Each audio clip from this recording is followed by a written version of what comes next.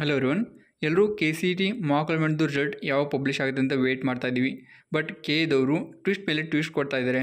So ಮೊನ್ನೆ ಹೇಳಿದ್ರು 7ನೇ ತಾರೀಕು ಅಂತ, ಅದಾಂತರ ಹೇಳಿದ್ರು 9ನೇ ತಾರೀಕು ಅಂತ.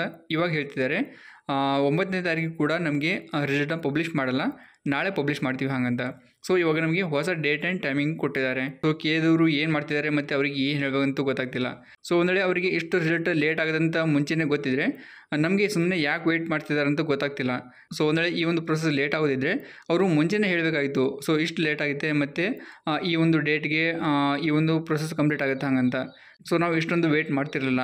ಬಟ್ ಇವಾಗ ಕೆ ಸಿ ಟಿ ಮಾಕ್ ಅಲಾಟ್ಮೆಂಟ್ದು ರಿಸಲ್ಟ್ನ ಪಬ್ಲಿಷ್ ಮಾಡೋಕ್ಕೆ ಒಂದು ಹೊಸ ಡೇಟ್ನ ಕೊಟ್ಟಿದ್ದಾರೆ. ಸೊ ಅದು ಯಾವಾಗ ಬರುತ್ತೆ ಅಂತ ಹೇಳಿದರೆ, ಸೊ ಆಗಸ್ಟ್ 10 ಸಂಜೆ 6 ಗಂಟೆ ಒಳಗಡೆ ಪಬ್ಲಿಷ್ ಮಾಡ್ತೀವಿ ಅಂತ ಹೇಳಿದ್ದಾರೆ. ಸೊ ಇಲ್ಲಿ ಒಂದು ಚೇಂಜ್ ಏನಂತ ಹೇಳಿದರೆ, ಸೊ ಪ್ರತಿ ಸಲ ನಮಗೆ 2 ಗಂಟೆ ನಂತರ 6 ಗಂಟೆ ನಂತರ ಅಂತ ಹೇಳ್ತಿದ್ರು. ಬಟ್ ಇವಾಗ ಸಂಜೆ 6 ಗಂಟೆ ಒಳಗಡೆ ಅಂತ ಹೇಳಿದ್ದಾರೆ. ಸೊ ಇದರ ಅರ್ಥ ಯಾವಾಗಂತ ಯಾರಿಗೂ ಗೊತ್ತಿಲ್ಲ.